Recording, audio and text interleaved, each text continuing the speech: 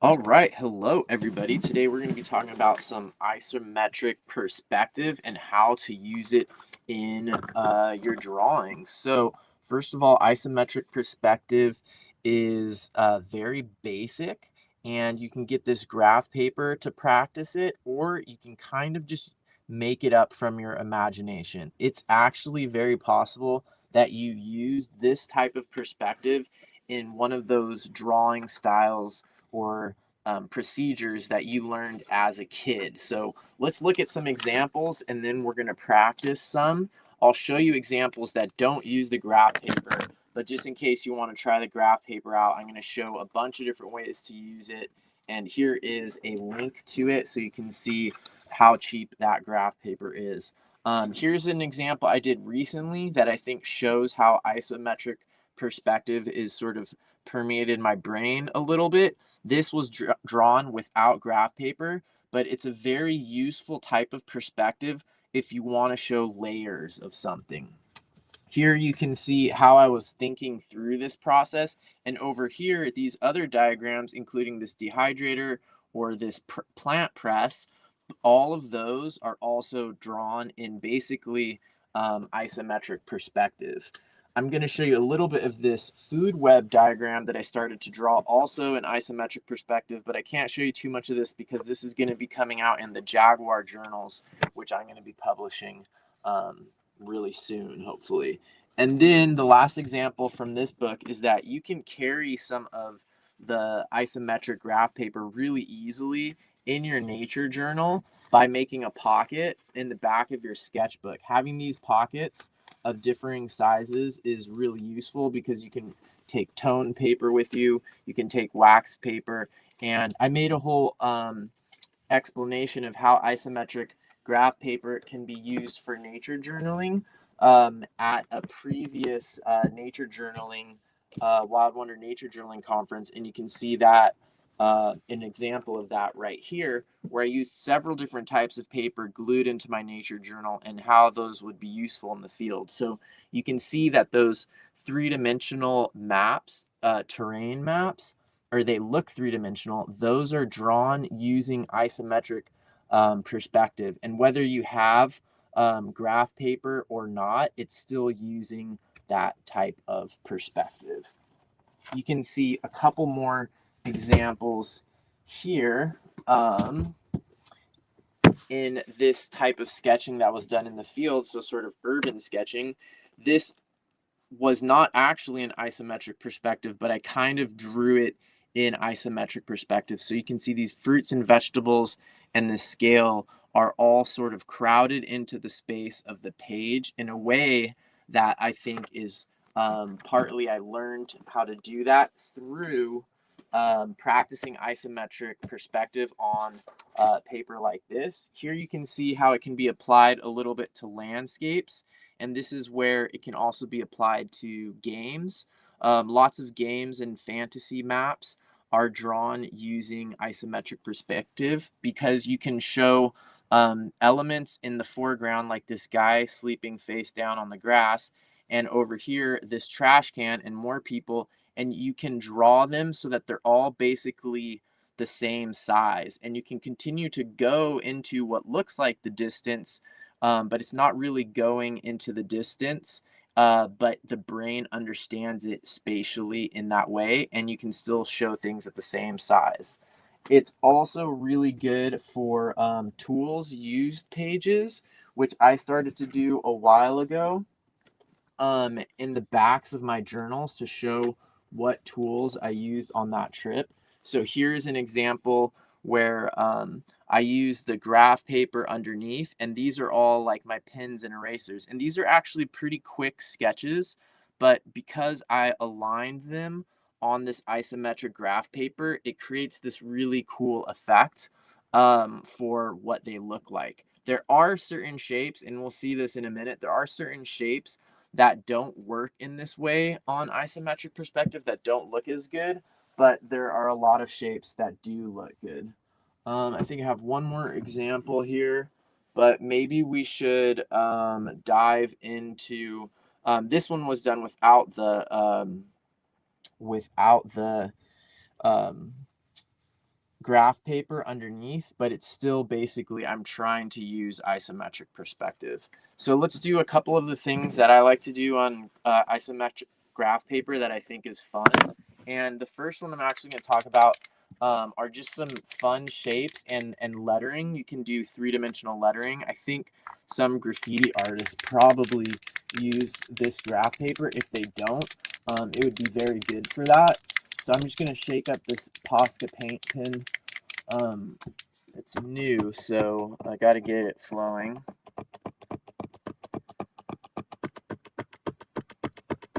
So this is the ASMR part of the video. And if not, I have, oh, here it goes, it's starting. I have done some experiments with gouache and watercolor on this paper, and even though it's really lightweight, it's probably like 75 grams, it's probably less than 100 gram GSM. It'll hold up to a little bit of watercolor paper, watercolor, and also to these paint pens. So watch how fun this is. I'm just filling in these diamonds. Let me zoom in here. So first, I would just say doodle with this. It's gonna teach you some really cool how you can create some really cool patterns, even if you don't really use the perspective part. So for example, I can just go across this way, and even that's fun. But then I can start connecting stuff and making it more interesting. And it really forces you to think about these shapes more and the dimensionality of them. And I think that if you just practice drawing these sort of cube-like shapes over and over again, it would really train your brain in useful ways. And then you can practice putting different things into here. Oh yeah, I said I was going to do lettering. So to show you, let me just do an M here. And doing letters is a really fun way to try to practice this. It's sort of like carving a pumpkin. I'm going to go all the way across. I can feel my brain working already. Oops, I messed that up already. M. All right, I'm going to keep going and try an A.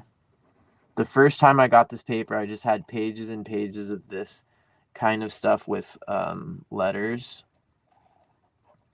I didn't leave enough space to do like a hole in the A there. So that's already learning something there. There's some parts about this that are intuitive, and then there's other parts that are definitely not intuitive. So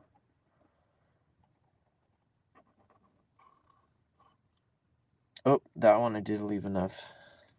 So you get the idea there with the lettering, and there's a lot of ways you could do it. You can make these into three-dimensional letters that way. And then when you start getting into the colors, it can be extremely fun too.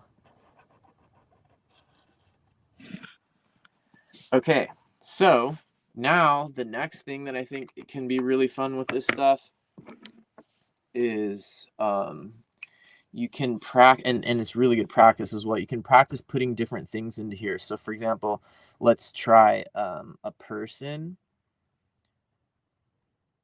So I'm going to make it like a Lego person here a little bit. But now I'm going to start rounding them out to make them look more real.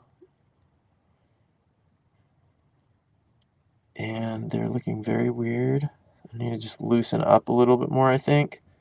So I might make more mistakes and get the perspective wrong, but at least I'll finish the drawing and it won't look too weird. So basically you just start practice doing this and you can train yourself to put different things in here. And then when you're drawing them, I think it really helps. I think that a lot of drawing is like moving different things around in your head, and not even really about the paper. And so I think that practicing moving three-dimensional shapes around like this, it trains your brain. So there you can see I tried to do a car. I'll try to do some of my drawing implements like I've done in the past. So some of the shapes that don't really work in here are like the more round or curvy the shapes are, the harder it is to get them to make sense in isometric perspective, and the more confusing it would be for your brain. So, for example, like also if they're at angles that don't match up with these angles. So, for example, if something is like at this angle, that's gonna look really weird, and be hard to show. And then things that are very curvy and weird organic ways, like trying to do something like this, would be really hard. But then other things is really easy. So it helps you visualize how shapes would work, that especially if they're like box like shapes. And I think this is why people who do like plumbing and air conditioning duct designs, they might use something like this, because this kind of shape that I just drew would be a lot harder to free draw, and so the graph paper makes that easier. But then if you practice it enough, you can train your brain to do it without the graph paper, which I think is what I'm going to try next. And so this is the graph paper I'm talking about. I put the link, the Amazon affiliate link. I get a small amount of money if you buy using that link. These are printed in the USA. It's just simple. They're not perforated, so you have to practice your tearing or cutting. But there's I believe it's 110 pages for like $7. It's the best one that I could find. All right, so next let's just try on some regular paper. Um, how about let's for fun, let's try this gray paper. And I'm gonna try to show you if I were just, I'll put away the isometric and I'll try to use this without the isometric perspective. And maybe I'll just use one of my Jaguar head models right here. I have a lot of Jaguar head models.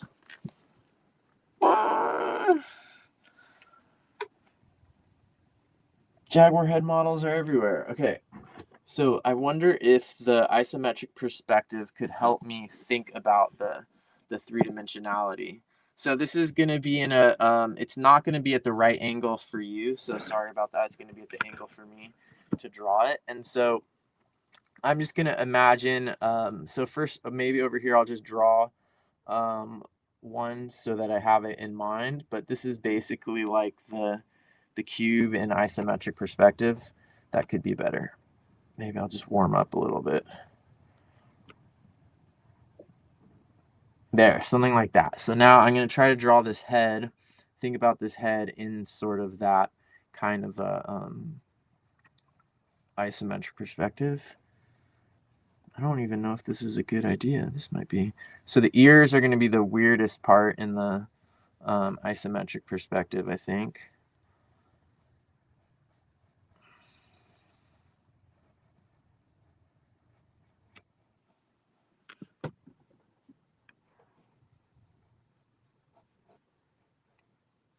Too many curves on this part.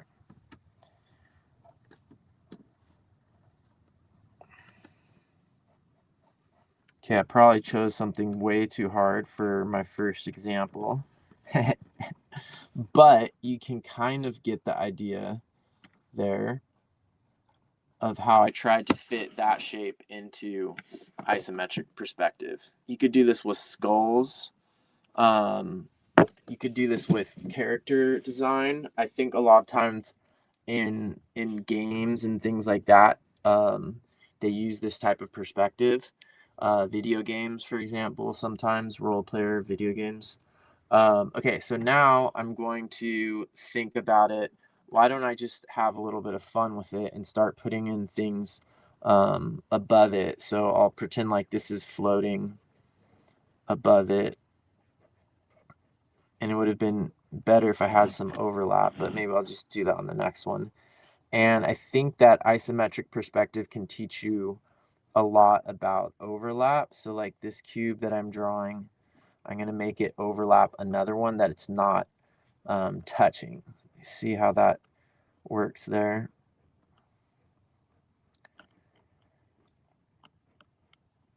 And obviously I'm fudging the perspective. I'm trying to get it right, but see how it looks like they're cubes.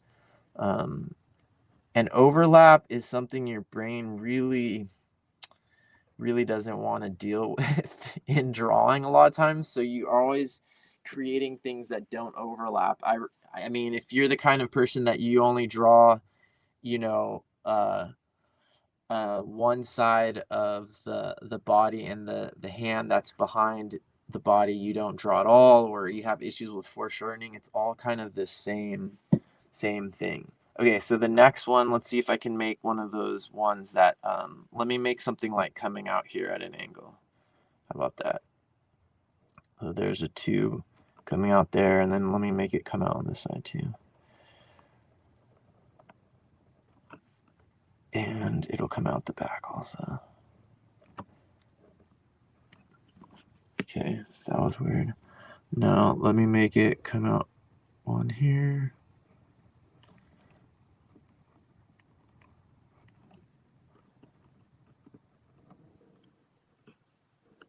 So this is sort of just doodling, but it's also just good practice or exercise. Let's see if I can kind of do a whole jaguar from my imagination here in isometric perspective.